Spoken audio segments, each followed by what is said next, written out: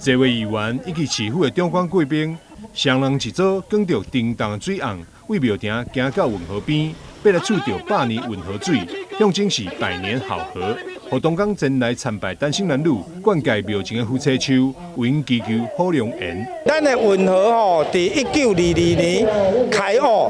挖4栋，等于是做到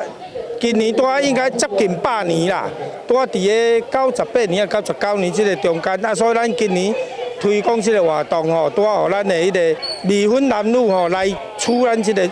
阮取这个运河水，啊，咱内面的原料是用咱的井水，吼井水含咸水夹做伙，互咱的人缘会搁较水，啊，互咱大家以后吼日子搁较美好安尼。啊，重点是来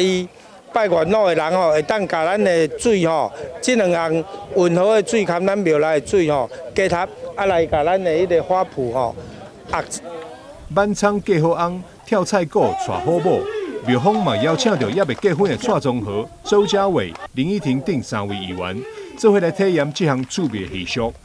满仓嫁好翁哦，来未婚女士都会当嫁嫁平安，未婚的女婿拢嫁好翁吃健康，你讲好不好？